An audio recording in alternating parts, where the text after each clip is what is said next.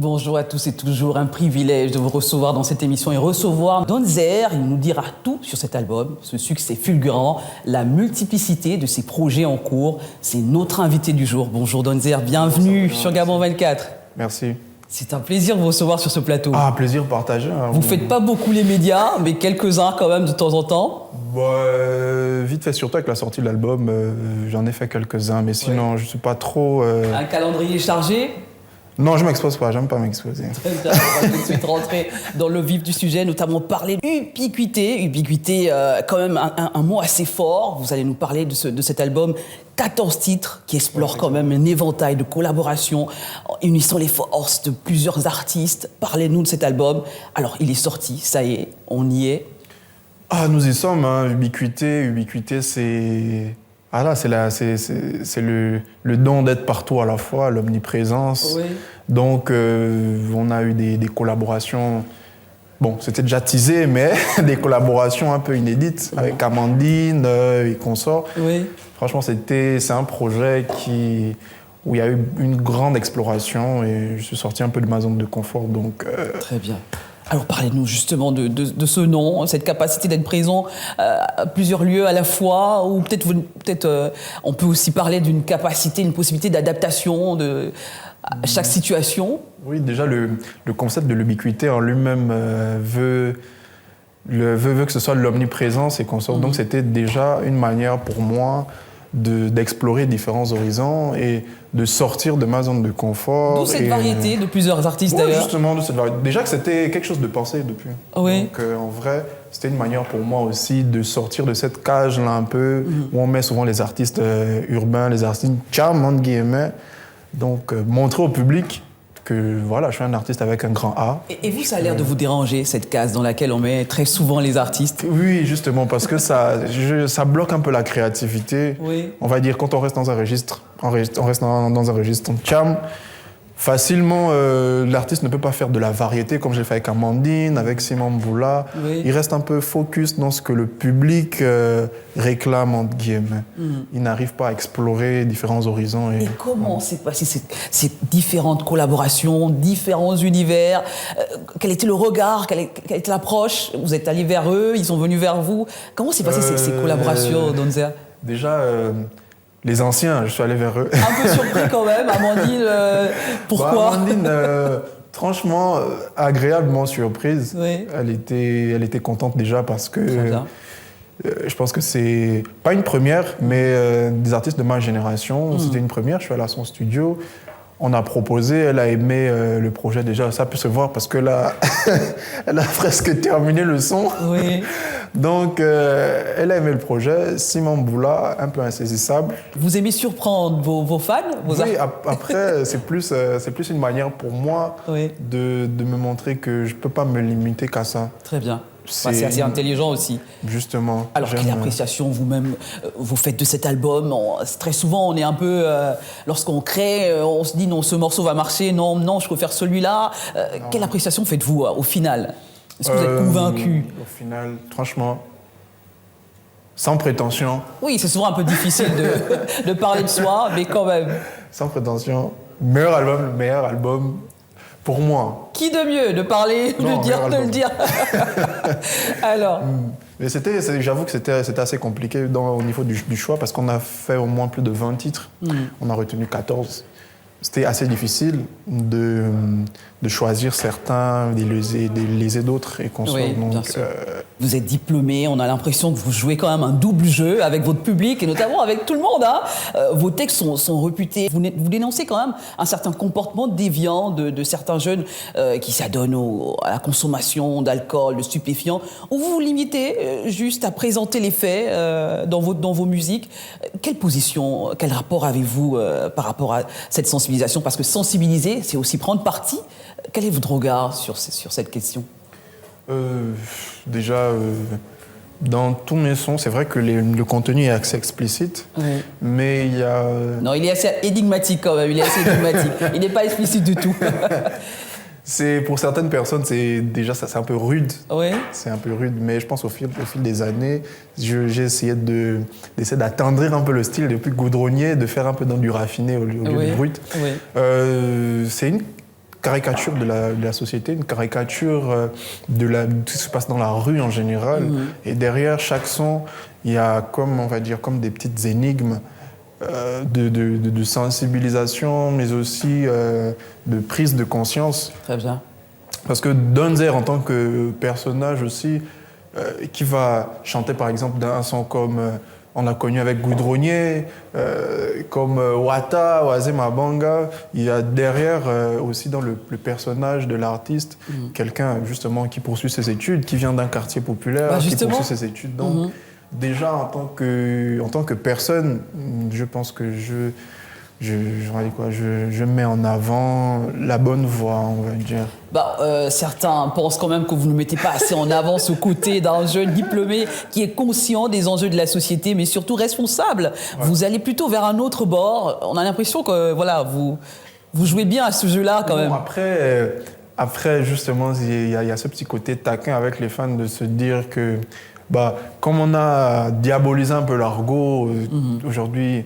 C'est vrai qu'aujourd'hui c'est vulgaire, c'est un peu vulgarisé et consort, mais au début c'était un peu péjoratif, c'était rattaché vraiment aux bandits et consorts. Oui. Donc en fait je suis venu un peu casser ces codes-là, dire que écoute, avec l'argot, on peut essayer de faire passer des messages, on peut essayer de faire même des musiques douces et consorts. En parlant de messages, ils ne le savent pas, mais il y a quand même une leçon de vie, un message dans chacun de vos sons. On est bien d'accord ? Effectivement. Voilà pourquoi, pour mes vrais fans, ceux qui me suivent et tout, que j'appelle le Mapan affectueusement, dans chaque son, ils essaient de comprendre, parce que généralement, j'évite de faire des sons juste... Pour le cortex, quoi, une émotion, machin. Il y a des gens qui me disent ça fait pas danser, des trucs comme ça, mais voilà.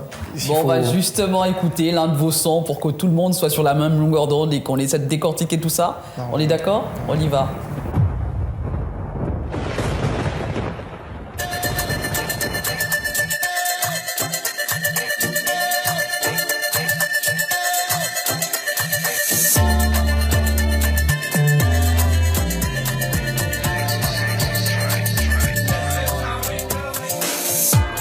On a grandi dans ça, on a la ligne de la captcha.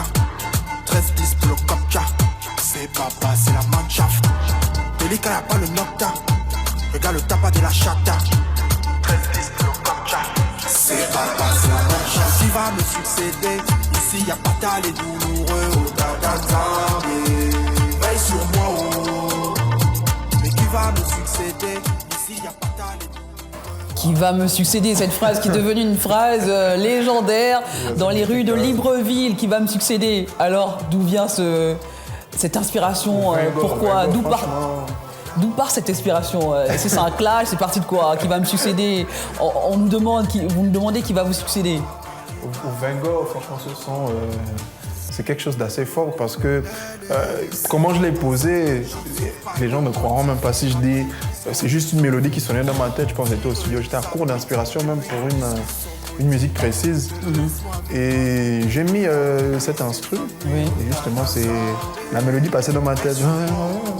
Et la phrase justement, mais qui va me succéder ici? Déjà, il y a ce petit côté taquin, comme je disais, je sais que forcément ça allait faire parler les gens du fait que ça allait forcément défrayer la chronique. Donzer, c'est pas pour qui? Est-ce que Donzer a quand même un côté spirituel, un don de peut-être voir des choses? Dites-nous. J'aime beaucoup la spiritualité. Déjà, du fait que mon père soit le chef spirituel de l'église au Gabon. Donc j'ai grandi un peu dans cette atmosphère-là, donc ça compte beaucoup. J'ai tendance à dire que la spiritualité, ça nous unit, et la religion nous divise un peu. Très bien. J'ai certaines aptitudes peut-être qu'on appelle peut-être sixième sens.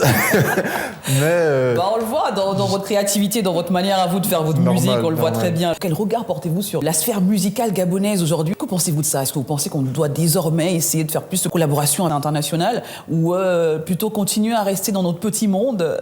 En ce moment, La critique sur le fait qu'on doit s'exporter, on doit faire des collaborations à l'international, il y a des exemples flagrants qui montrent que c'est pas que ça qui permet de faire exporter la musique. Oui. On a l'Afrique du Sud avec la Mapiano. Moi, j'ai appris en Afrique du Sud, mais les Sud-Africains, franchement, c'est un peuple qui se suffit à lui-même. Oui. C'est plus l'extérieur qui vient essayer de guetter un peu. On a la Côte d'Ivoire avec le coupé-décalé. C'est que la population doit déjà être...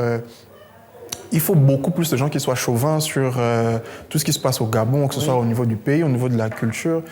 Le public gabonais a tendance à demander plus qu'il n'en donne, on va dire.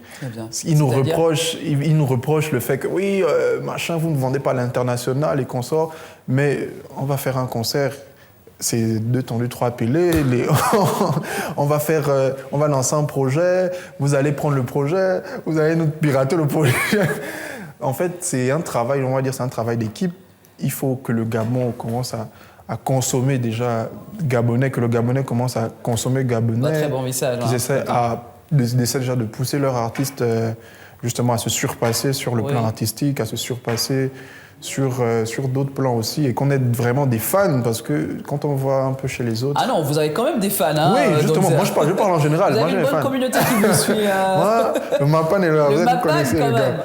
Moi, j'ai des fans, mais je parle en général.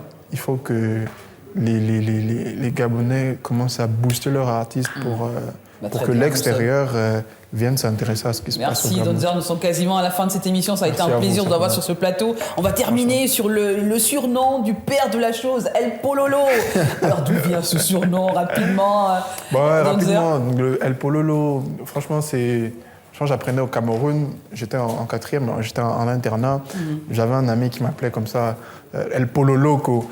Et par extension, c'est aussi El Pololo, John Pololo. C'est un père fondateur un peu d'une danse en Côte d'Ivoire qu'on appelle le Zigei. Très bien. C'était un gars de la rue et qu'on sort, on l'appelait John Pololo, je pense. Ouais. Et donc, j'ai fait un amalgame de ces 2 contextes-là. Et El Pololo, maintenant le père de la chose, c'est le papa de cette histoire. Merci, à très bientôt. On espère vous revoir. Pourquoi pas avec des nouvelles de cet album, un retour, comment il a marché. Je pense qu'il marche très bien. En ce moment, il est téléchargé. Je rappelle que l'album est disponible exclusivement sur les plateformes de musique gabonaises, G-Store Music. Donc, il vous a décerné un prix, on le rappelle. L'album, notamment en fusion avec plein de styles musicaux, reflétant l'essence même du rappeur en tant qu'artiste urbain polyvalent. Voilà, c'était Donzer, notre invité du jour. À l'instant, voilà, cet artiste qui est très en vogue en ce moment. L'aventure se poursuit avec un nouvel invité sur ce même plateau de Gabon 24. Et restez en compagnie de nos programmes. À très bientôt.